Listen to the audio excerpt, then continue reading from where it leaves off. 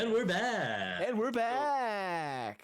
Since for some reason I can't open the Vice card, which I have no idea why. Really? If Kyle just texted it to me, would that be okay? Cool. I don't know why.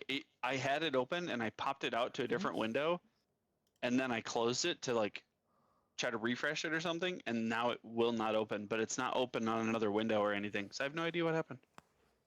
Hey, Joseph, I'm going to send it to you as well because I want your. I have no idea how that's going to play, but okay. I will give it my thumbs up or my thumbs down, and then I want everyone to share them real quick. So real quick, starting with Connor, what is your virtue? My virtue is honesty. That could be a virtue or a vice, but I agree. That's why it's exciting. But as a vice, you have to play it that way. That's a virtue. Kyle, Yes. yours is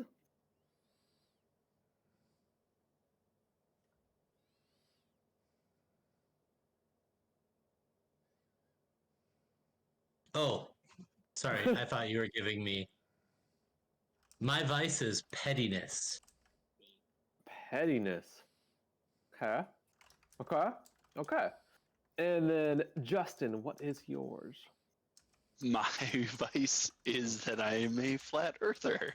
That is going to be very good for this module. Connor, would you be able to send me a link to Discord, not Discord, the game in the Twitch? chat? Yeah, Twitch in the Discord chat. So I can send to my friend.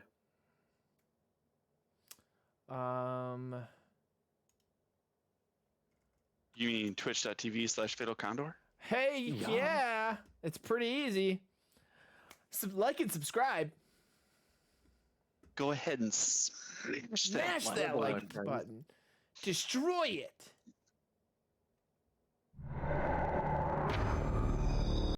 Did you guys hear that? Yep. I didn't That miss was pretty cool.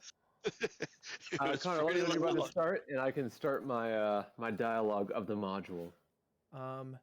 Let me figure out the noise first, how loud it is, and then we'll make sure that we're not blowing out people's ears.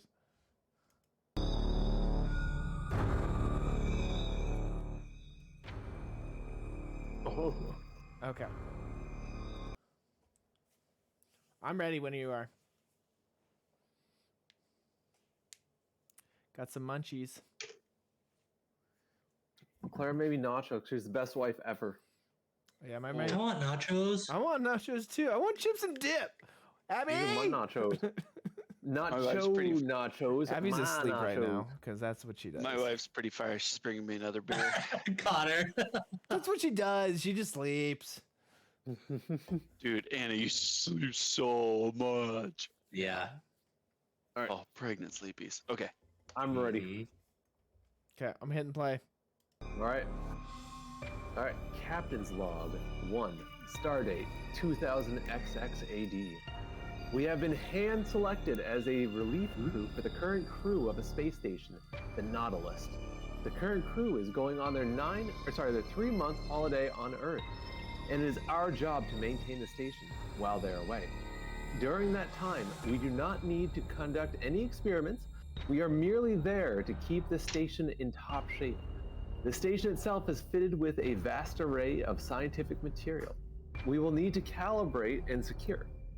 Our power supply is mainly solar with a backup reserve of nuclear energy at the ready if we need to. As for food and water, we have plenty of rations to last 4 months, and the very water we drink will go through a filtration system. Other than calling Earth, we will have no outside contact other than humans, save for those on board with us. We leave within the hour. Captain's log 31. Everything has proceeded as predicted. We have reached our first month and excitedly await the first resupply in 3 days. Captain's log 33. The resupply is running late. We are not in dire need of supplies, but rather, we would enjoy the company of a new face would bring. The station is currently waning out of the sun's path and into the Earth's shadow. Well, not a grave problem. This does mean our solar banks will need to kick into overdrive to bring us around to the sun's path again. Captain's log 53. The supply never came. More precisely, we cannot make contact with the Earth. The signal shows green, but only static comes through with the speakers. We were never able to get out of Earth's shadow, despite tripling speed and later reversing speed to fall behind.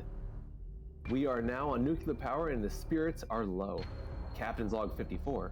We have discovered what caused the dead zones with Earth. A solar flare has damaged some of the electronics on board. That explains the static in solar propulsion units. Unless we can fix it, there is more pressing matters. This malfunction has caused some of the propulsors to face the wrong way. Instead of keeping the Earth's gravitational pull, we have been pulling away from the planet. Already, the Earth is shrinking before our very eyes, day by day. Captain log 66. The Earth is gone.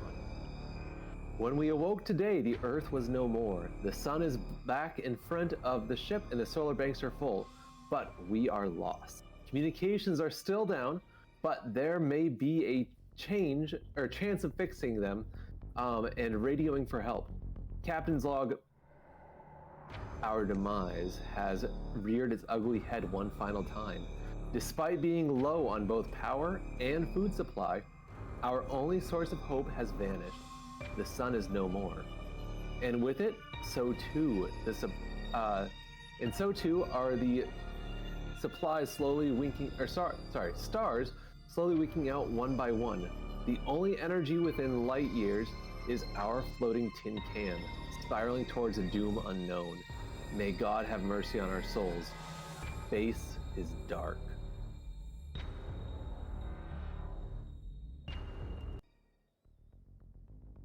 Ten candles in space.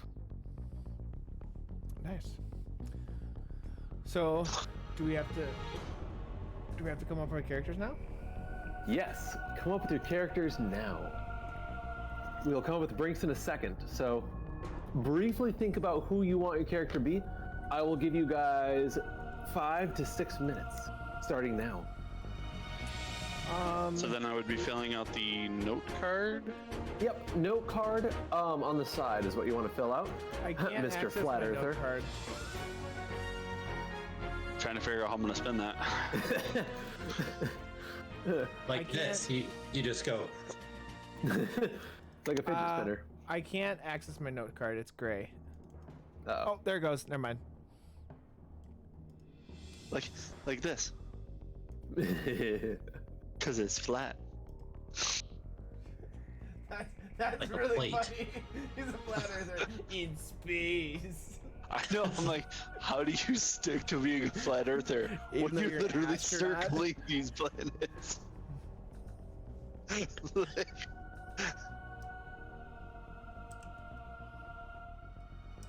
Newly converted Flat Earther.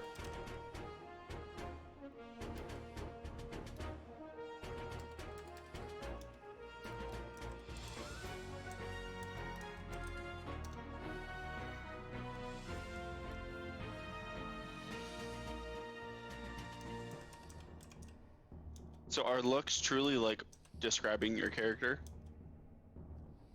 Yep, so like maybe hair color, eye color, anything you think is important to describe.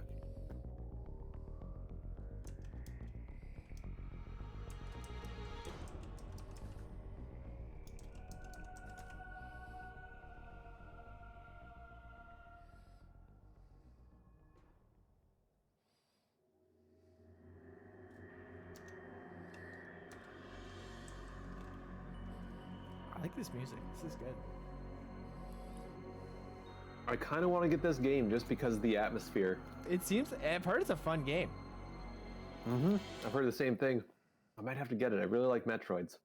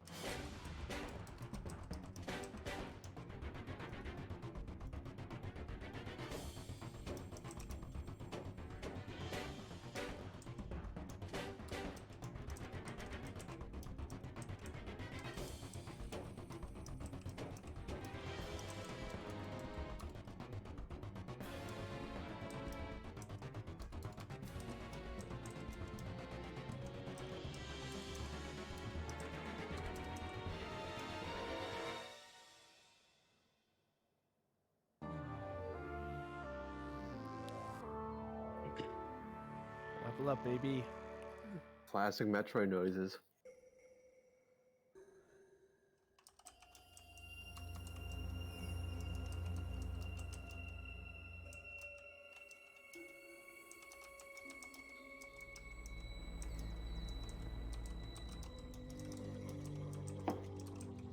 Three-minute warning.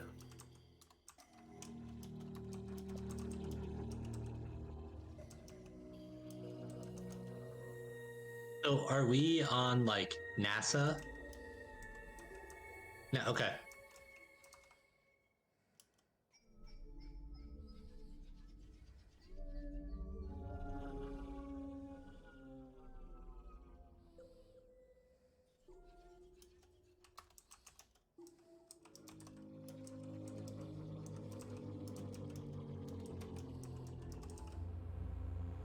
I mean, of course, you could always be a Russian sleeper cell if you wanted to. That would be sweet. Okay, so how far in the future is this? 2000XX. I was thinking like So less than 100 2090. years. Okay. Which I mean, with the rapid advance of science we're already making, honestly, I can't even predict the next 20 years, 10 years, 5 years what we'll have. So, who knows? Okay. So far Sounds enough in the good. future that I'd say within like the next 10 to 20 years is what I'd imagine. So you're not going to have like ray guns or teleportation. So still pretty much what we have today, but better. Where we can regularly switch out crews. Can I have a ray gun? No. Unless, who knows, maybe the story progression, you guys are telling the story. So I Connor's said new character is 2000XX. Raymond J. Gunn. I was gonna say, I said 2000XX, which means that you guys tell the story. You can decide, is this the distant future of 2090 and we have ray guns? Or lightsabers? Beam sabers?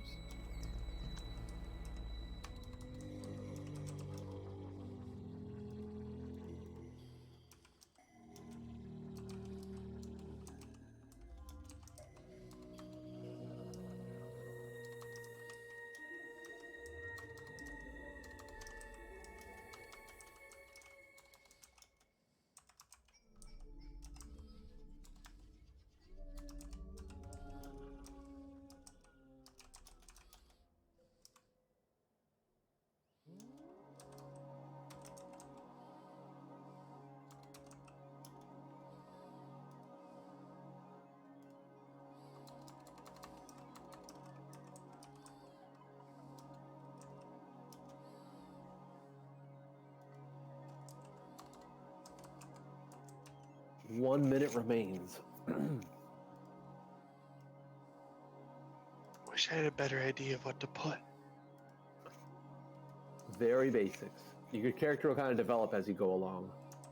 I mean, I have something.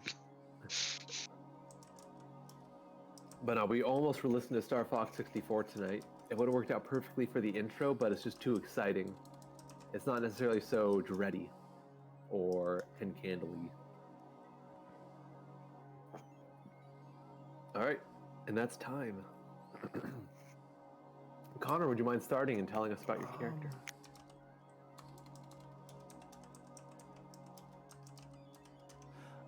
So, my name is Mary Sue. My looks, blonde, blue eyes, athletic build. Concept, a former valedictorian, and all-around smarty pants.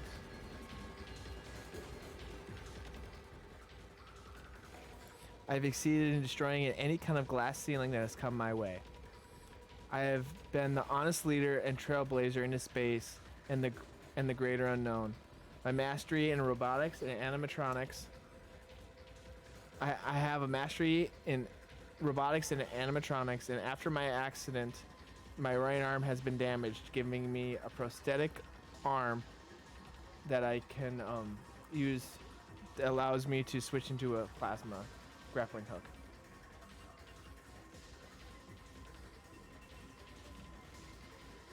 Thank you, Connor. Kyle, I hope you got what do my you got? reference. Are you a Mega Man? Or are you Samus? Okay. My name is Senior Master Sergeant William J. Cumberton.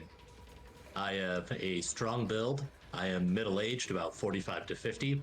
I have a high and tight haircut with a super badass mustache. My hair is slightly graying and never smiling. Senior Master Sergeant Cumberton was raised in a military family and enlisted in the Air Force as soon as he came of age. After the academy, he became a highly decorated combat pilot, flying sorties all over Earth and the surrounding colonies. He outgrew the combat pilot life, but was recruited by NASA to shuttle the brains back and forth to the remote testing grounds in space. A place for everything, and everything in its place. Wonderful. And Justin, what do you got for us? The name's Patrick McDougal. Average height, slightly overweight, bright red beard and balding red hair. Patrick was born and raised Irish Catholic. Slight rebel child due to his restrictive childhood. Did everything he could to become a professional BMX rider, but never could make it. Perfect. All right. Let's see here. So now we decide the Brinks. So let's see here. Kyle, you're deciding mine, so I'll make sure that you can edit this. And nobody else can see it. Very important. All right, that's it. Has anybody seen my cursor? Plink it on the screen. Noah, did you write all this on your note card or on something else? Oh, sorry, I put it on the note card. I just saved it. Got it. All right, Kyle, I saved it, so you should be able to edit it, and that means I get to do Connor's. Justin, you'll be doing Kyle's. This will be under the Brink. This is when you've seen that player at their lowest. So, knowing what you know about that character, what would be their lowest moment? So, who am I doing again? You would be doing Justin. Justin is doing Kyle. Kyle's doing me. I'm doing Connor.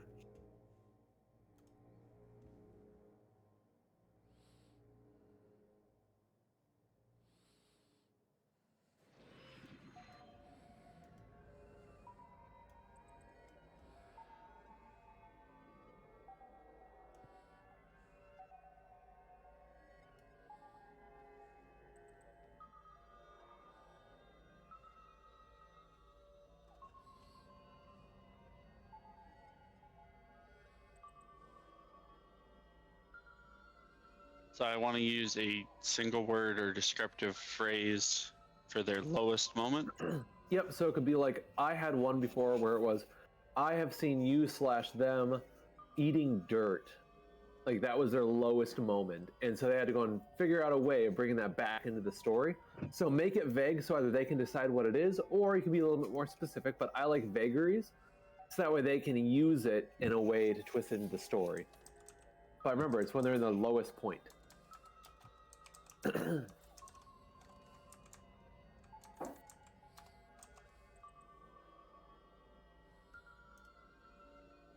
Okay. Done. Hey, don't tell anyone your Brink. Oh, you mean the hit 1998 Disney movie? Yeah. Brink. Sorry, I'm trying to think of a good Brink.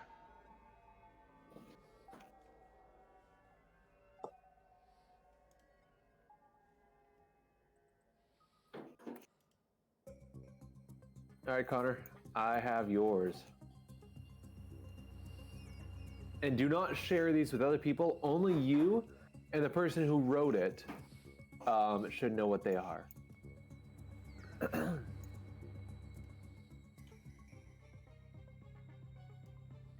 Oh, that's right, it was 1998.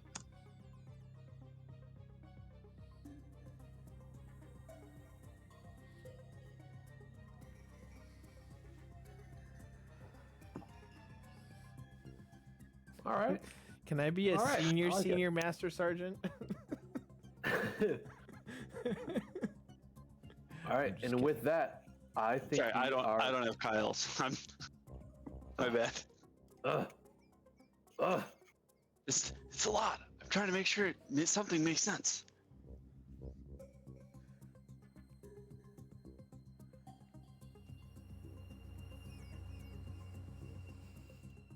We'll leave it at that, I guess.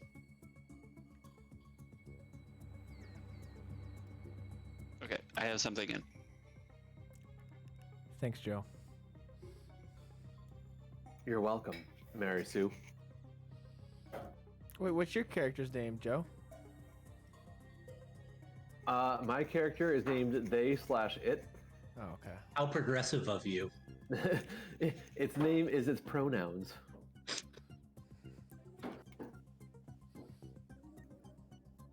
They are both a collective hive mind and a singular unit. Do not discriminate. What was it? When I was at the when I was working at the bar, the kitchen manager, because like we were talking about pronouns and stuff like that, and I don't even remember the context, but he goes, "Yeah, my preferred pronouns are no and don't." And I thought that was funny because his whole point was just like, just don't talk to me. He's just like, if you don't already know like what my preferred pronouns are, then just don't talk to me. And I thought that was funny. My preferred pronouns are sire and lord. Mine are sergeant Major? and senior major sergeant. Mine is senior master sergeant. Doctor. This is a real rank in the Air Force. What about Space Force? It's an E8. Senior master sergeants is expected to perform as a superintendent or manager. Broad management skills are essential to exercising the responsibilities of the higher leadership positions in which SMSGTSs serve, or senior master sergeants serve. The average service-wide active duty time for advancement to the rank of senior master sergeant is more than 20 years.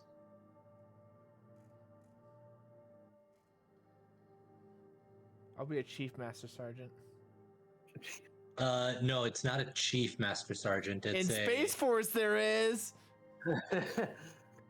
Okay. It is chief master sergeant. I thought it was like master chief sergeant or something like that. But then there's also command chief master sergeant. Yep, I'm not that high. No, okay. Well, they're both E9s. Oh. Quick question. And then there's chief master sergeant of the Air Force. Yeah, no, I'm not that. Sorry. No, Joe. So we write a word or short phrase, and then like I wrote Kyle's. Then I also write the short description, or is Kyle in charge of writing the short description? I think Kyle will be in charge of figuring it out from there. Let me quickly take a look here just to make sure. I was just reading the brink because it says, "Don't worry about making them too specific. Write a short explanation outlining when or where you saw your neighbor's brink." Nope, you're good. That works. I think that's pretty self-descriptive in itself. So I didn't know if I needed to write more. I just have the word or short phrase. We should be good with that. All right, and with that, we can begin. Bees? Just to recap what has gone on, you guys are aboard the Nautilus and are currently hurtling through space, running out of food. Currently not water because they filter out your pee, so you're basically just drinking your own pee, and you're also breathing in the same oxygen because they filter that through too. But you are on nuclear energy right now, and I don't know what's going to run out first, the nuclear energy or your, actually probably first would run out the rations you guys have, but there are currently no lights in the sky or out the porthole. All is dark. And so for this one, let's see here, the last part, let's see, we light all the candles and then we establish our truths. So, these things are true. space is dark. We established our truth. So since there are 5 candles, 1, 2, 3, everybody's gonna get 2, except for, let's see, Connor, we'll have you go first, just so we can get a full round of everyone going through it. So everyone says one thing that's true about the world. I already said one, which is that the world is dark. So actually, less people would have 2. So Connor, tell us something that's true about this world.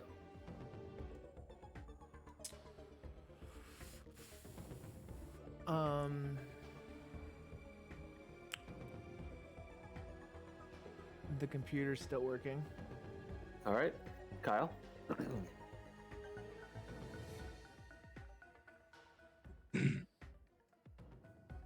Our current position is unknown.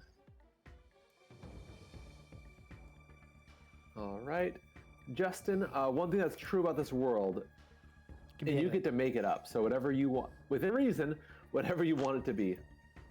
Everybody's pooping. Everyone is pooping at the same time, holding hands. There's goats? There's a goat in the middle of the track? That's a throwback to our other 10 candles. Everyone has penis fingers. We all have penis fingers. Is that your truth? No, that's not my truth. Sorry, I couldn't help it.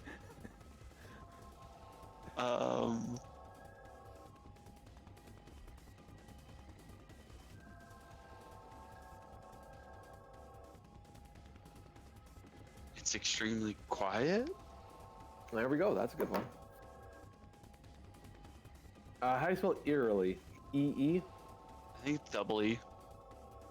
R-I-L-Y. Quiet. And then Connor, give us our last truth about this world.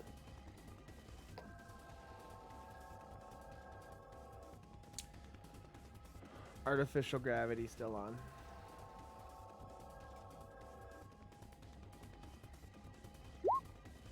And we are And we alive. are alive.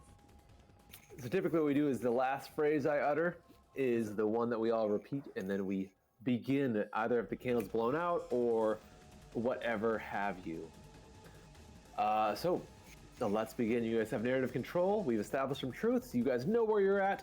What the heck is going on, guys? So, we just woke up and lost sight of Earth, right? Okay. So, as I wake up, Sergeant Cumberton goes about his normal routine. He walks on the treadmill for 37 minutes, and then he sits down to eat his breakfast, which is smaller than it usually is, but nonetheless, he will get the calories that he needs for today.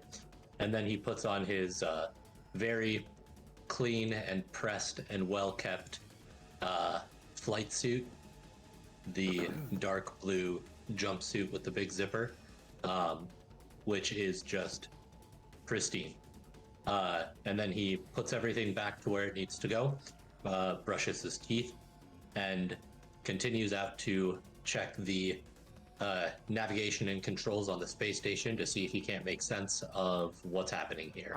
I'm sitting on the navigation control panel, kind of hitting at different buttons, and I look over at Sergeant Williams and say, "Sergeant Williams, this is Sergeant Cumberton, a problem.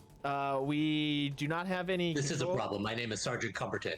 I've not risked my life for this country for you this to call me country? the wrong name. I am higher ranked than you. Thank you very much. I'm should not sorry, be what talking to rank me is like Mary Sue? Chief Master Sergeant.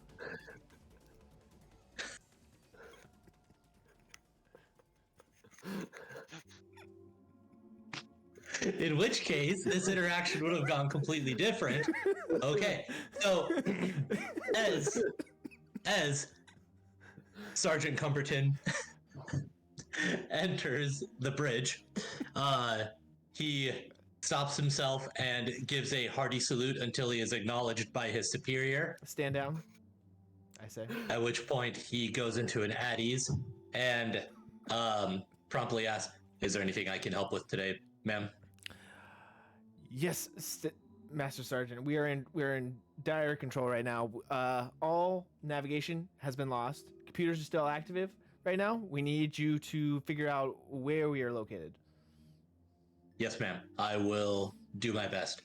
Have we seen any major, ma'am, permission to ask for clarification? Permission granted. Have we seen any milestones, any stars, constellations, or planets that we recognize that we could use to triangulate from? Roughly about 16 parsecs ago, we had connection with the Earth, and we have now been stagnant for the past 15 parsecs. We need to figure this out. Where is Patrick? I will go and get him, ma'am. And then he does the perfect turn on his heels and walks out very promptly while muttering under his breath about how a parsec is a measurement of distance and not time, and how any astrophysicist should know this, and it is triangulated based off the What did position you of the say? stars. Did you talk back to me? No, ma'am. All right, go I find simply Patrick. was. Yes, ma'am. And then he just continues on. Shortly into the hallway, you see Patrick coming towards the bridge, lazily with a bag of chips, and he's got his flight suit on, but it's clean, but it's not pressed. It's he pulled it out of the closet. It's on. It's there. He's just not a care in the world, strolling. He's got his chips, and he's on his way to the bridge, and he meets you. Excellent. Patrick, are you a member of the armed forces, or are you a civilian recruited into NASA? I look down at my bag that I've got inside. I'm a janitor. I've got light bulbs. I Excellent. heard there was a light out at the bridge. I was just coming to fix it. Very well. Right this way, Patrick. And if you would please refer to me as Sergeant or Sir, it would be greatly appreciated. As the rest of this, as our situation becomes more perilous, the one thing that will not falter is our discipline and organization on this vessel. Do you understand me? Absolutely. Absolutely, Sir, or absolutely, Sergeant. You got it, sir. Thank you. And then he does another, one of his turn at the heels and escorts Patrick onto the bridge. And then he stops and he goes, "Sergeant, ma'am, Yes, Sergeant. I have Patrick for you." And then he steps to the side. Oh, hey, honey, how's it going? Heard there was a light out. Didn't know which bulbs. Yeah, I just it's kind of this brought a one box. right over here. It's right above my bridge here. I just need you to really hand with it. Sergeant Cumberton rolls his eyes so hard they almost pop out. Yeah, it's this one right over here. Can you put it in for me, please? Oh yeah. Yep. Finish his chips. Throws them in the pocket.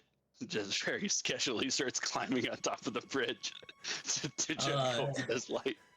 And with that, we'll do our first conflict roll. So how it works is, mouse over to the dice. For the d6s, select 5 of them, because you guys have 5. So P5, GM0. You roll 5. This music is making it better. All right, you guys are successful. Keep going. Let me go check to see if the light's working. Staff Sergeant, Yes, ma'am. turn on the lights, please. Yes, ma'am. Again, turns on his heels and marches over and flips the lighting switch on the other side of the bridge. No lights. I don't see any lights turn on or anything. I go, Patrick? Did you sure you got a good bulb? You know, I mean, it was just kind of in the supply closet. Sometimes people put a bad one back. Unscrew it, shake it. I don't hear the filament spinning around, so like, should be good. Okay, well, Ma'am, yes, Staff Sergeant. requesting permission to escort Patrick into the supply closet to locate bulbs to further troubleshoot the problems. Permission granted. So Patrick, yeah, if you could go find it for you want to be a doll and go do that for me, that'd be great. Be back promptly, Master Sergeant. Yes, ma'am. Before you sir? guys are able to leave the room, if you care to look at the console, it does start flashing auxiliary power enabled. I look over and go, dash that light bulb. That's not important right now. We have an auxiliary power. Do you know how important this is, Master Sergeant? Yes, ma'am. Auxiliary power means that our solar batteries have been depleted and we've switched to the nuclear reactor, which in turn it has a more inefficient lifespan, and also means that we lose we lose all electronical functions other than our core functions. Okay. Well, can you go? It sounds like we need to go figure this out. We need to go get power back on. Permission to speak, ma'am? Permission granted. Thank you. At this point, without any light, our solar batteries will remain depleted. The only way to resolve this issue would be to correct our trajectory until we are in line with sunlight, which would allow us to harness that and refuel our batteries. Master Sergeant, do you want to take a look out the window? Do you see any sun outside? No, ma'am. Okay, I don't need any of your sass in trying to find the sun. We're trying to get back on course. Okay. You guys know why it's dark, right? Why is it, Patrick? Obviously, we've passed behind one of the planets. Okay. Well, we need to turn around. Staff Sergeant. I don't know how you're gonna turn around, but like, I mean, like it's flat and like basically hold up a plate, like we're hiding behind it. So like, no sun's gonna get to us till we get to the other side of the planet.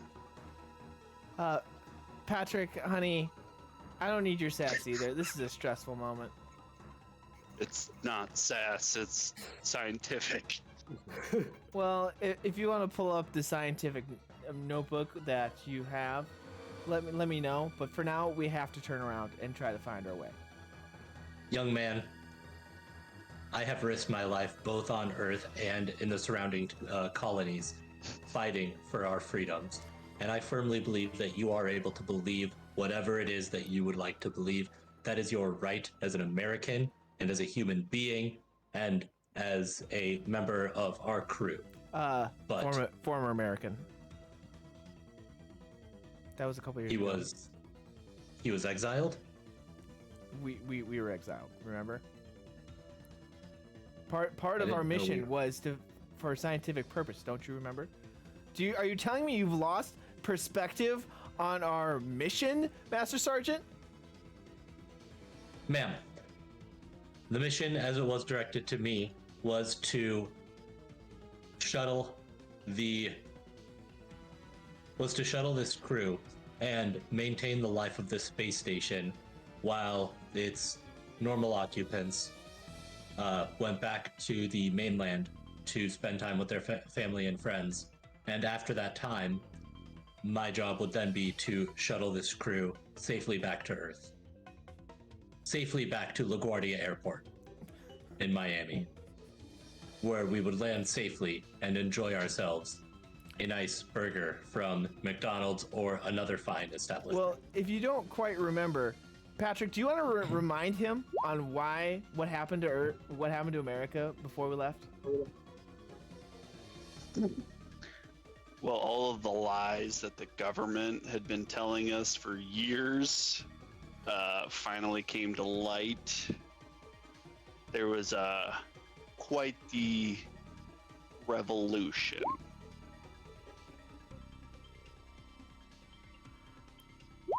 There was. That's why we got. That's why we had to make sure our own Space Force had to take refuge in space.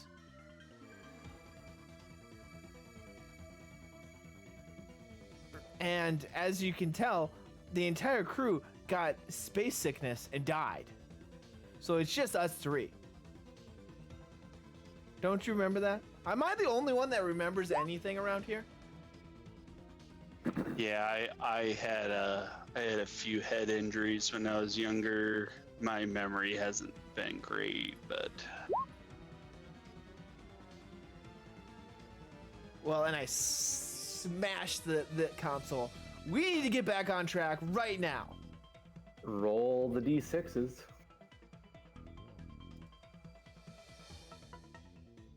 all of us. Sorry, wrong one. Nope, just Connor. Dick That's a good really roll. got a nat 20. Ooh. That's a less good roll. It's still successful, but that means I get a dice. So next time you guys have a chance of failing.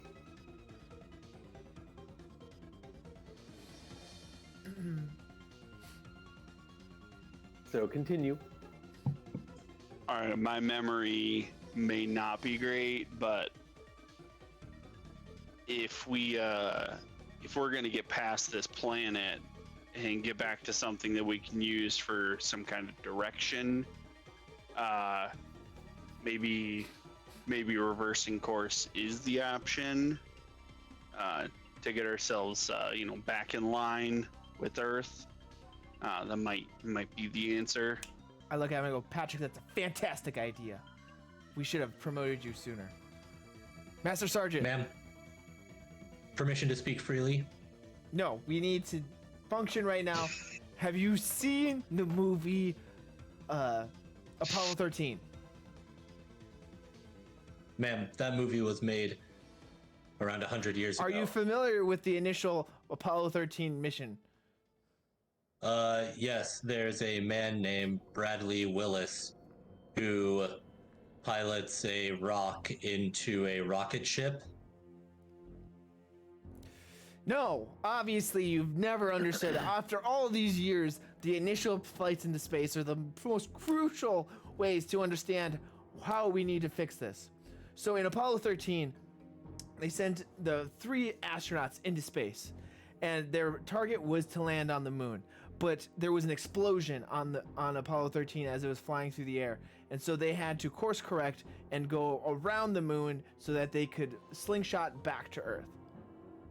I can't believe you're not familiar with this. Close my eyes. I think you're speaking about the hit mid 2000s movie Armageddon. Completely different movie. Great flick.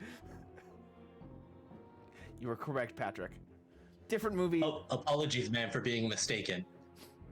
So what we need to do is to do a course correction exactly in the way that Apollo 13 moved. Do you understand? All right, so I've Yes, been ma'am. pretty bored down in my room. Well, and it's I've your been shot. reading- It's your shot, Patrick. We need you right now. We need 3 people to operate this ship.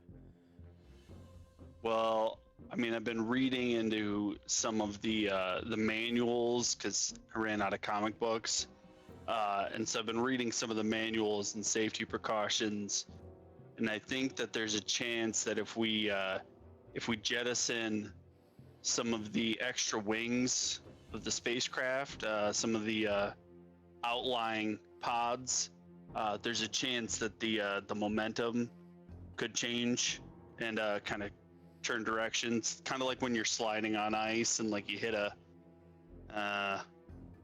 no, honestly, I'm not even sure. I don't know, to be honest with you guys. I think I saw it in a movie once, but I think it could Ma'am? work. Yes, sir. Yes, says Master Sergeant. I believe it may be early in our mission to be jettisoning portions of this vessel. I do believe that with your mind and course analysis and my piloting skills, as soon as we're able to locate a mass body, that if we are able to slingshot around, that would course correct us in the same direction. Now, obviously, the one thing to keep in mind is that everything in the universe is constantly moving. And so the planet Earth is no longer where it was about a month ago. And so we have to make sure that we are correct in our assumption as to which direction we are traveling away from the Earth, as well as which direction the Earth is currently traveling in order for this slingshot to work. Otherwise, we will end up in empty space with the Earth just out of reach.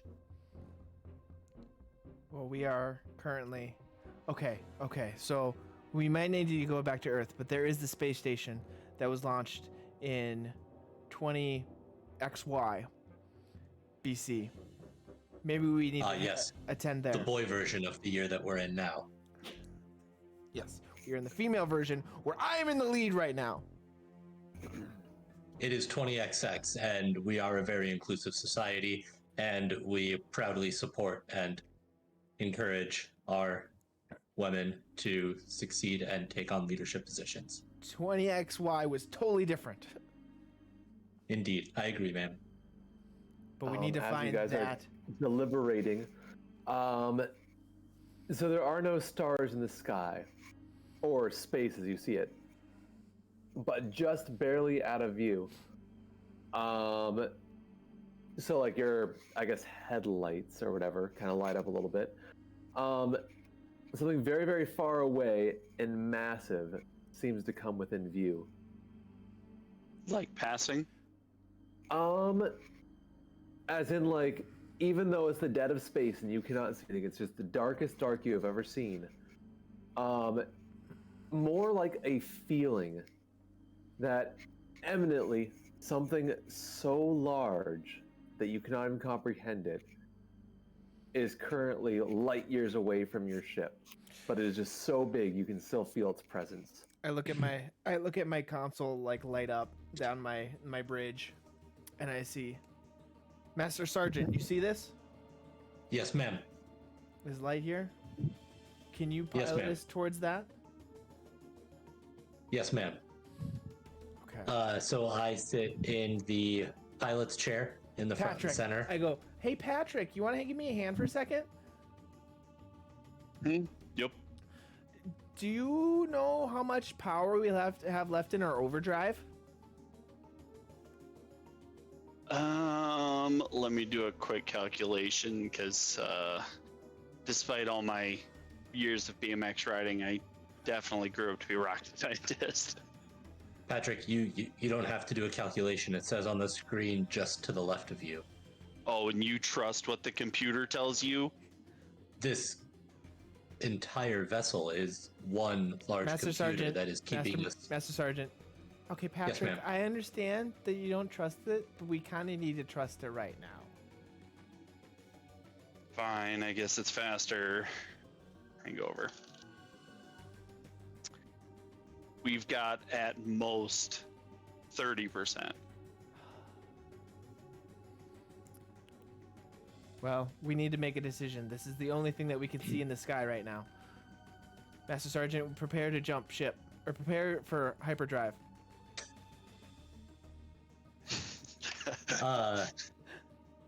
Senior Master Sergeant Cumberton starts to pull off his spacewalk suit and sit back down in the chair as he was getting ready to jump ship.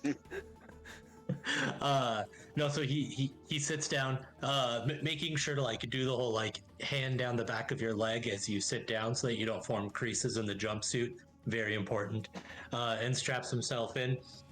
He puts on the headset and he says, things may get a little loud here. These ships are definitely not designed to be piloted this way, but it seems like we are out of choices and I'm willing to give it a shot. And he begins to draw the entire output from the reactor and puts it directly onto the engines, which allows for it to go into overdrive and get to pretty close the speed of light in one short burst. And because there's minimal resistance in space, it continues going forward after that one short bit of propulsion. All right, so roll the d6s. You guys Nice. get that. You guys get 4. I get 1.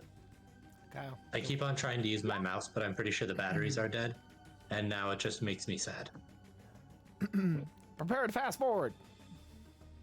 Preparing to fast forward, sir. Ooh, do you want to Fast re-roll? You currently are winning, but I'm going to get some dice unless you want to re-roll those 2 ones.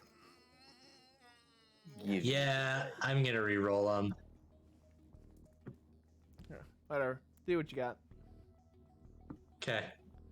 Re-roll them and then bring your vice into the conflict. Whoa.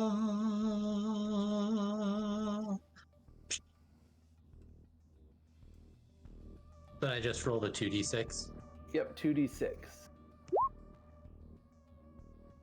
Oh, That's 26. I didn't know they make D26s. Ooh, so I still get to keep one. Excellent. dang nabbit. Okay, so now I have to use my vice. Miami Vice. My Amy Vice. Now I have to use my Amy Vice. Okay. So as I'm sitting in the chair and I put the throttle forward onto the engines to get that short little burst, I feel it like start to go and then just like a short little lurch. And then after a quick glance around, I just take my fist in my other hand and hit the console underneath the thruster. And then I feel it start to go, that there was just a misconnection there. And in that brief bit of rage and frustration where I lashed out and hit the console, I felt really bad about myself because it takes me back to the man that I was before the academy and the man that I was when I was a Top Gun fighter pilot back on Earth, which was very competitive and very petty, with lots of jokes and shirtless volleyball. Were you codenamed Maverick? I can neither confirm nor deny that. Well, as your commanding officer, I'm asking. Unfortunately, ma'am, my time in the Air Force is top secret, and even though I am currently in your direct command, I have been instructed by the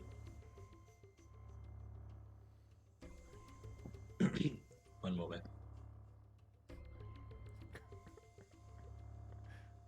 I have been instructed by the Chief Master Sergeant of the Air Force that I am not to divulge any specific information about any of the sorties that I may or may not have flown while back on Earth and or in the surrounding territories. Well, I'll have to have a talk with Roy when I get back home and we can try to maybe figure this out. Yes, ma'am. Hey, Patrick. Yeah. I spilled my coffee. You want to go grab a mop and come mop this up, please? And a bucket. Oh yeah. I got a cart right outside. Okay, perfect. Walk out and grab my janitor's cart and bring it back in. Only the essentials on this trip. A pilot, a scientist, and a janitor. Hey, maintenance technician. Really covered all of our bases here. Hey, I didn't see you whining when I fixed your door handle last week. Okay, I am eternally grateful, sir.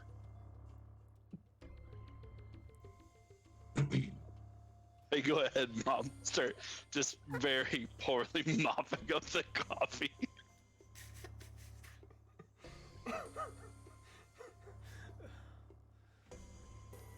Thanks, Patrick. You're the best.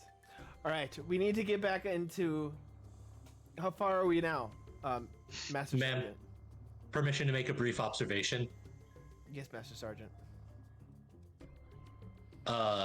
The maintenance technician did not put the wet floor sign up, and that area is still significantly wet while traveling at these speeds. If anything were to happen to gravity, or if there were to be some sort of an accident, it could greatly injure, at minimum, 30% of our entire force on the vehicle.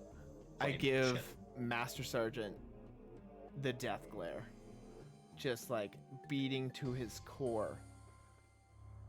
Master Sergeant, I think we have bigger things to worry about than a wet floor. Yes, ma'am. Understood. He quickly turns his head back forward and mumbles under his breath about how, yeah, you think you have bigger things to worry about until your head is busted open on the console because you slipped because stupid Patrick Did you couldn't just even- say you were gonna smash my head into the console, Master Sergeant? No, ma'am. I was muttering under my breath and you couldn't hear me. I am about Because it ready to was hold you in quietly- contempt of It- space. I tell you what, Sergeant, you were right. It's slippery. We'd hate for somebody to slip. And I walk over to the sergeant's chair and I take his jacket off the back and I throw it down to dry the floor. Very good, Patrick. That worked great. Thanks. Ma'am, Yes, Master Sergeant. ma'am, permission to beat the ever-living hell out of that boy. I was just drying it like you asked. Master Sergeant, we are in the dead of space right now. If you beat up Patrick like that, it could compromise our mission. Ma'am, the one thing that I know to be true is that our chances of survival are greatly increased if we maintain discipline and organization upon this ship. And as the flight commander, that is my ultimate goal, is to ensure our safety and to ensure the functionality of this vessel. And we are traveling, aren't we? Yes, ma'am. Well then, so be it. If something happens, we are just the three of us right now. So we have bigger problems to worry about. Understood, he says with gritted teeth, and then turns back and continues piloting the ship through the vortex of near light speed. Hey, Sergeant. Yes, I lean over and kind of like lean on his chair a little bit. I lean away. What's your big plan to slow us down if we think we're approaching something? The nuclear reactor recharges a set of backup batteries that maintains and stores that power. That will give us enough for a brief counter thrust that, when done correctly, will slow us down to normal cruising speed, in which it is more manageable to change direction on the vessel. As All you right. guys are slowing back down or going to more manageable speed, that presence that you felt before seems to be just as far away, even after traveling several semi-light years. I look over at Master Sergeant. Master Sergeant Cumberton. Why are we not traveling? What is going on right now? Ma'am, I am just as perplexed as you are. Based on the calculations on the computer and also the calculations that I was able to perform in my head, that we should be approaching this object. Patrick. Yeah. What do you think we should do? I mean, it definitely doesn't feel like we're any closer.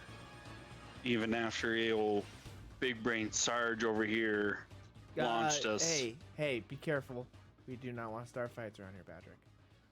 And with Hey, all I- due respect, Patrick, while being very close and important to you, possibly a rich wife and little boy type relationship, he believes the Earth is flat and is on board as a maintenance technician. Okay. I don't believe that his opinion is one that Masters- ought to be sought at this moment. I asked you for your input, Master Sergeant, and you gave me nothing. Hey, just saying. Has anybody else put any thought into the fact that being on the backside of a planet, maybe gravity works differently back here? Well, then how does it work, Patrick? I don't know. Never been to the backside of a planet. They didn't let me over there. I think maybe it's stronger. The backside of a planet, ma'am, that would be simply the other side of there is no front or backside of a planet. There just is a planet that is spherical with sides everywhere. I stand do up. not understand I the, stand up with my the headset scope of his.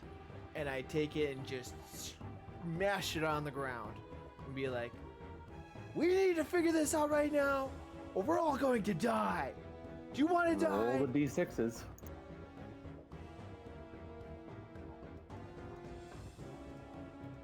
Two or three? You guys roll 3. I roll 2.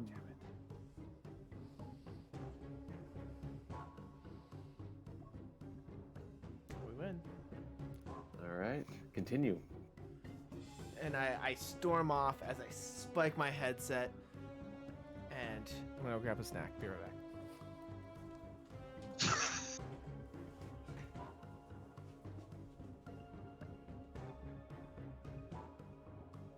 I'm gonna wander over to Sergeant. Talk to him. All right, Sarge. Going to do my absolute best to ignore him. I get it. We've got differing points of view on what the truth may be, but I don't know how else to explain this impenetrable darkness outside, besides being hidden behind a large object. So how can we find a way to move ourselves or do something? Do we have anything on board with your navigational skills? Do we have the ability to put out a scan for any kind of like life force, energy source? You know, is there something on board that we can maybe try to do some sort of a scan? I mean, I just check on the batteries and replace the light bulbs. I get it. That ultimately is going to be a question for Command Chief Master Sergeant when she returns. That in order for us to even go forward with discussing any of those options, it would require her direct order and recommendation. I'm not saying to do anything. I'm just saying, man, we're just spitballing a couple guys. Oh, hey, Master Sergeant, good to see you. Good to see you back. Again, you must understand that the one thing that I value more than anything else in this situation is order and discipline. And if those two falter on this vessel by either undermining our superiors or by failing to maintain discipline, then this mission was doomed to begin with, which the longer that this goes, maybe that was the whole point. He says as he starts to fume in his chair a little bit and get a little bit sulky. All right, fair. I'm not back yet.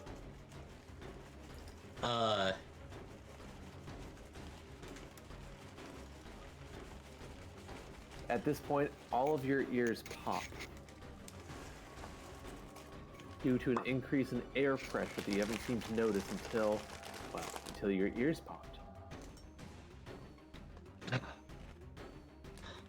Did you feel that too? Yeah, We haven't felt any There's- change like that in a while. I immediately unbuckle from my chair and run over to the screen that's showing all of our life support systems on it, and frantically start typing, trying to recalibrate the air regeneration system to ensure that we maintain proper air pressure within the cabin. And I see the pressure start to just like fluctuate all over the place, so it's not even like a steady decrease. It just, it's supposed to remain at a steady X, and now it's just like going, X plus 10, X minus 2, X minus 4, X plus 6, just all over the place, kind of fluctuating over. And I'm just trying to recalibrate to see if the Like, system is walking back measuring wrong, or if the air pressure is actually fluctuating that quickly. I come walking back in as I'm calm, I'm cooled down as I walk off. Staff Sergeant, did you feel that? Yes, ma'am. Our air pressure is fluctuating within the cabin based on the life support module here. I'm attempting a quick recalibration to determine whether we're having a system computer failure or whether it's something far, far worse. I walk over to my my seat, and it just pulls. I'm able to hit a couple buttons, and I'm literally able to pull up a massive screen with all that things that you're seeing. I say, Patrick, this is a problem. We're losing pressure. We're losing CO2 pressure. Is there a leak somewhere? Run over to a different screen and start checking cabin levels in various areas. It would appear that one of the far sleeping quadrants does have some kind of a leak. It looks like the pressure has dropped back in that area significantly. I look over at Master Sergeant Cumberbitch and say, we may need that suit that you tried to put on earlier. We are losing pressure quite rapidly right now. We need to investigate. Ma'am, my recommendation at this point and with our limited crew is that we close off that area and airlock that particular cabin and continue on as normal. As we were speaking about earlier, we have bigger fish to fry at this point. But again, order and discipline. I pull up the map of the ship, and I see in the kind of like the back, kind of in the far section, I see the bleeping red light where the air pressure is slowly leaking. And I say, the closest airlock is not that far. Is almost gonna cut this ship in half. I don't know if we can qualify to cut off it completely yet until we get a better understanding of the situation. Understood, ma'am. So, Senior Master Sergeant Cumberton is going to stand up and flatten out the pleats in his flight suit and walk over and begin putting on his spacesuit. So he steps inside the pant boot combo and pulls that up over his hips and then slides everything on. And then he looks over at Patrick and says, Patrick, can you assist me with this portion? As he goes and stands underneath like the little mini crane thing that's holding the body portion. Yeah, absolutely. Sergeant, I roll over. I'm gonna kind of look at it and review it quick because I know I got trained on it once. And I'm gonna hesitantly push one of the buttons to start lowering his suit down, hoping that it's the right one. Roll the dice. Roll 3. I roll 2.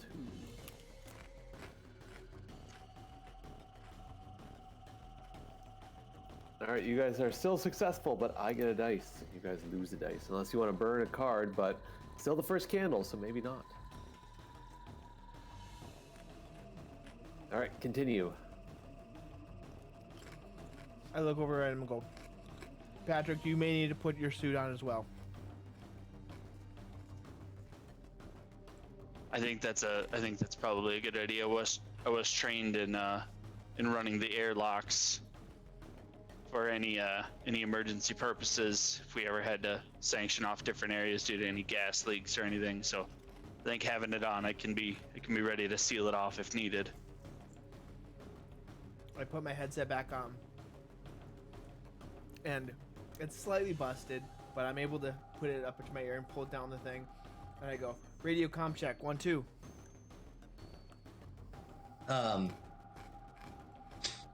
Sergeant Cumberton is getting his helmet situated and said, "Comm check, good copy, Sergeant." I go, radio comm check, 3 4. Patch. Yeah, are you copy that, there? boss. I got you. Perfect.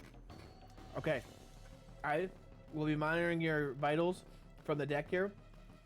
In case anything goes happen, we will be maintaining constant conversation. Understood? Understood, ma'am. Yup. Okay. Now be careful as you travel over there, but we need to check what's going on. So, I unattach myself from the wall that's holding the suit, and I feel as the built-in robotics on the suit activate to help support the weight. And that allows me to like wear it in gravitational settings as well. So as I, start walking through to the rear of the ship where the problem child is. I'm following behind Master Sergeant there, or sorry, behind Cumberton there, following along, going back, looking for the problem.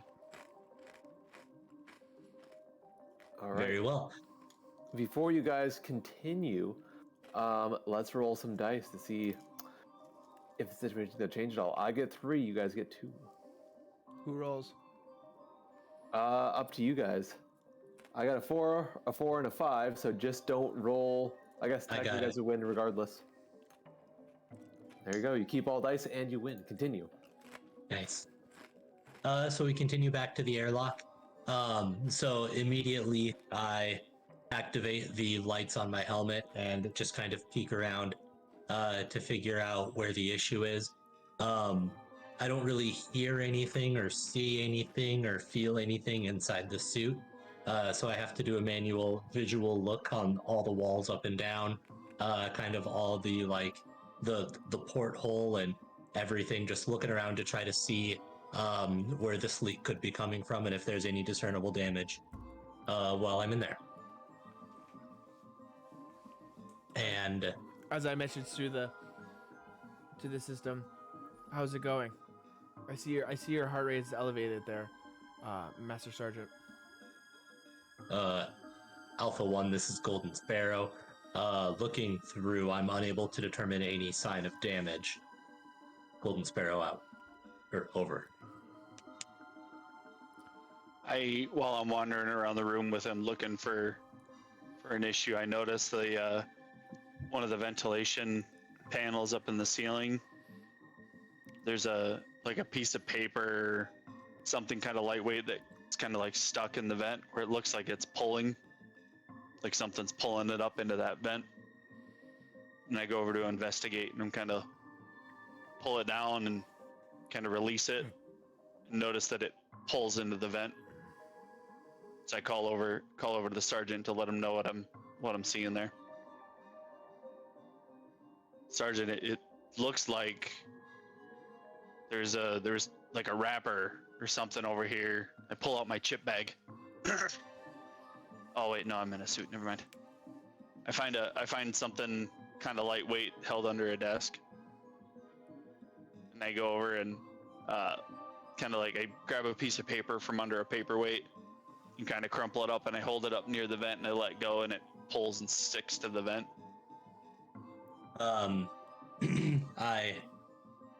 I like crane my head back so the lights attached to my helmet are able to like look in and kind of assess the situation. And I radio back and I go, Alpha 1, this is Golden Sparrow. I think we found the problem. check the diagnostics for air vent in sector 260.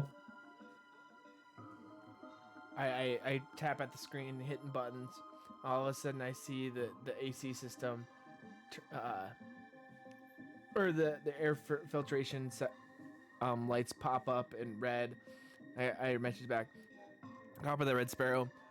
We have a major issue with the life support air support system within that section of the spaceship. I can't quite locate it. Is there a manual cutoff for that section? Um, Can you confirm that, Alpha 1. Patrick? Yeah, trying to remember where the closest shut off would be. We have to use them sometimes to be able to get up and access the vents for cleaning. I do believe in the next section over there is it's where it gets fed from, and there is a manual shut off for this vent system. Okay, you both need to locate that, please. Utmost importance. Over. All right. Black Crow out. Off to locate that. So we kind of go like back through the tunnel lock area from this cabin, and like hop over to the attached room on the other side, and open up the like wall control panel area where everything in that section is kind of fed to, as for for life support and everything. And I ask Patrick, will you please? I want to make sure that we're getting the right one. I'd hate to turn off the life support features into other cabins that we need them in. Will you please do this while I go and secure the lock to the room? Yeah, absolutely. I just gotta try to read through the schematic on the back here. Gotta figure out if there's like multiple airlocks in there, because this is kind of a hub. I'm trying to read through to figure out exactly which one of these is the proper shut off for that one. All right, roll the d6s. You get to roll 2. I roll 3. And Tie goes to you guys. so I'm going to like kind of simultaneously, but before he actually flips the switch or turns the dial or jiggles the lever or whatever he does, I'm going to close the manually close the 2 airlock doors so that it doesn't create a vacuum when life support is cut off to this one system. So that room would then be like essentially not supported, but also not airflow connected. Yeah, no. Like manually seal the door, like lock the door in place. Yeah. Okay. So have you guys? Yeah, played it I yet? was able to find the right lever, so I kind of give a shot. there. I'm like, ready, Sergeant? Not quite. Ready, Patrick. All right, on your call, Sergeant.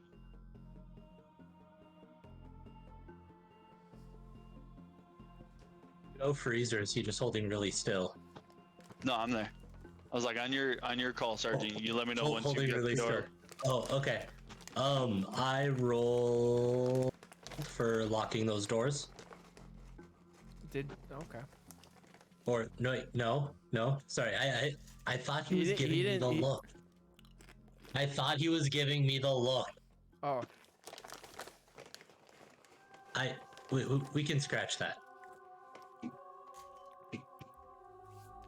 All right, then we throw the airlock for that room. Yep. Airlock is done, and life support is turned off. Into that particular room. Red Sparrow, come in. Yes, Alpha 1, this is Golden Sparrow. I noticed how is the mission going? I noticed the life support in that sector is turned off. Yes, everything is successful. We have completed the mission as it stands. Perfect. Can you return to the bridge, please? Yes, ma'am. On our way. All of a sudden, And I head back to the bridge. I feel a shudder just go through the whole station.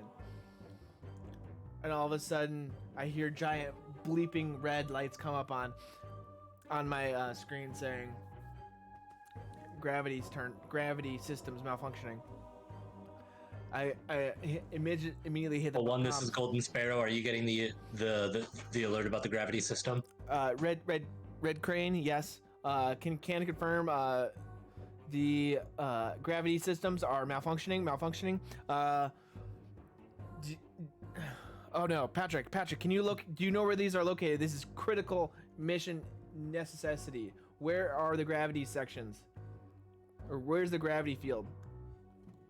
The gravity generator, that would be down in the main maintenance section next to the water heater, for sure. Just a normal water heater from like Menards. I'm just What? Did you want imagining- cold water in space, Sergeant? It's just like all of these like space age computers, and then there's like this big upright tank. Hey, no. It's a tankless system, baby. It's way funnier thinking of it as an actual tank. I'm sorry. I just find it hilarious. Okay. Felt like that would be something that Patrick would throw in there. Yeah. But we can definitely Well, find a way down to the you main have to maintenance area. locate this gravity generator immediately. And then Connor, could I have you roll the d20? You have to roll 2, I roll 3.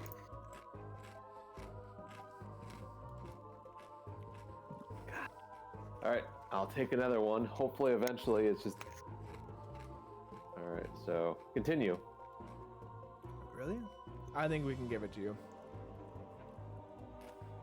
We gotta blow out a candle. We're gonna do dark. So we can at least blow out one candle before we call it for the night. We continue this some other day. Alright, so as you guys are going towards the gravity to make sure it gets all fixed, and go to the water heater to make sure the water heater is still heating your water for The you. water heater's good. It's just next to it. That's right, that's right. Oh man, this hasn't been serviced since 20XQ. I don't know if this should have been. It's out of warranty though, so I can't do anything about it. We got it on the 11% rebate, okay? It Can't beat that expired, 11% rebate. it expired in 20XY. It's a good year. So let's see here. So as you guys are going about your tasks, that presence that you felt, it seems to get closer. You can't describe it, but the being finally calls out. You don't just hear it, you feel it, vibrating through you with such an intensity that you are sure your bones will break into powder inside your skin. The whole station shakes violently, rattling and pitching. As you look, you see droplets of red floating through the air in front of you. You reach up to your ears, and your hands come away wet. From what your training has told you, sound does not travel through space. And yet here you are. Space is dark.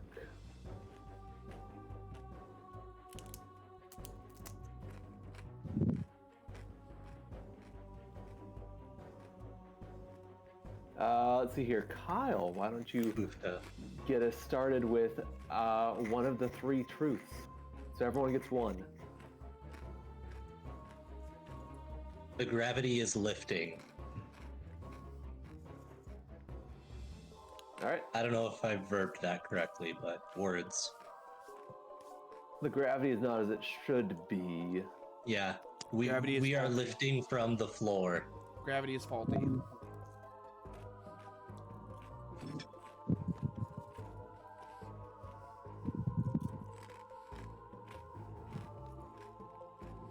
So Justin, you are next.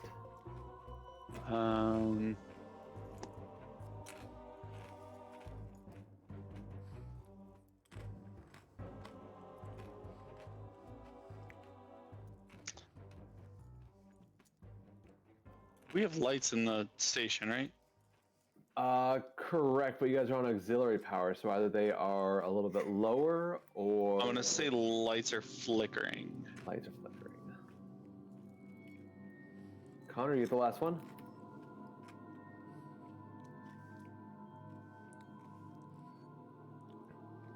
Everything is cold. But we are But we are live.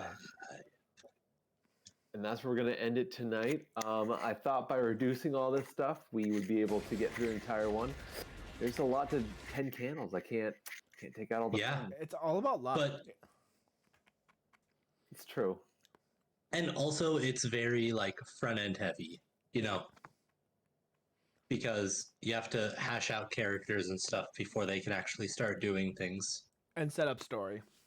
Mm-hmm. and set up story. Yep. Yeah. So now that we're in and running, but I love space things. Good. Glad I This got is a so good one. exciting. Space Force. Space Force. Unite. I also love that I have the Air Force enlisted ranks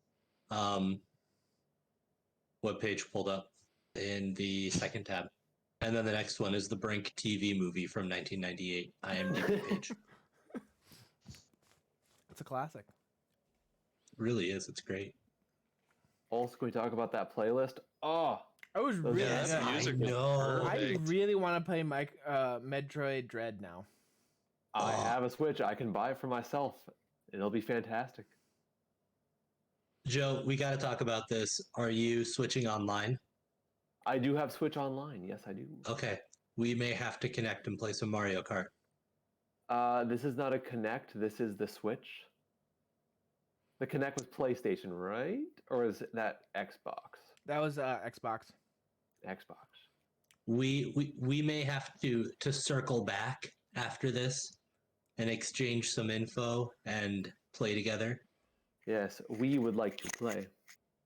Yes. They would like to play. We they. We it he she would like to play. Sire Lord would like to play. Sorry, Lord. Yeah. It'll be a good time. I'm excited for Switch Sports to come out. That will be fun. I don't Is it? know. I thought so. Yeah, end of April it was just announced. Ooh. Nintendo Switch Yeah, it's Sports. essentially just going to be a Wii Sport remake. Yeah. But on But the with more Switch, which games. I am here for. Wii Sports is legend. I cannot wait to crush my toddler children in tennis. I mean, rightfully so. Yeah, like that's why this game was invented, was for dads to be like, "Hey child, you thought you were good at video games? Guess what?" I'm about ready to destroy this whole man's career. Yeah. For me, that was Smash Brawl. My little cousin had Brawl, and I grew up on that. And he was like, They have "Oh, sword I'm gonna play fighting? you." What? There's sword fighting. Yeah. That's cool. So my little cousin, just talking trash, like, "Oh, I can beat you so hard." I'm like, "All right." I'm just some random character, and he's some character going really easy on him, beats me. He's like, "I'm better than you. I knew I was better than you." I sit up in my chair. I sit up tall and straight. I'm like, "All right, let's go again. I'm going to be Link this time." And I kick his ass. Ah. Like, I lost no lives. He lost all of his. He's like, "This isn't fair." I'm like, "Don't gloat. First They've rule, got to learn don't gloat. sometimes. Yeah. Yeah, cocky kid. Don't get caught." My nephew, he was he was talking some smack while we were playing the N64 Rainbow Road Race Ooh. on Switch, and he's just like, "Hey Kyle, did you know that? Hey Kyle, did you know? Hey Kyle, did you know?" And I was like, "Listen, bud, I have been playing this since Longer than you've been alive. well before you were alive. Like, and Mario Kart 64 was my jam. So I appreciate your excitement, but gonna need you to take about 20% off the top there, bud. And You guys, Go ahead you and guys, pump those brakes. you guys should Yeah. get 1-2 Switch. I heard that's a great game. I heard it's really good too. I kind of want it. is that the one you were telling India about? Yep. So there's one where you can do like a shootout. So like a Western style shootout. So it says like shoot, and then you like pull the trigger and shoot. There's another one that's One, like two- sword fighting. 1-2 switch. One. It's kind of like We Play. Ooh, okay. And there's another one that like you can like. It's got like a couple of marbles that are in the controller, and you have to try to figure out how many marbles Mhm. are in the controller.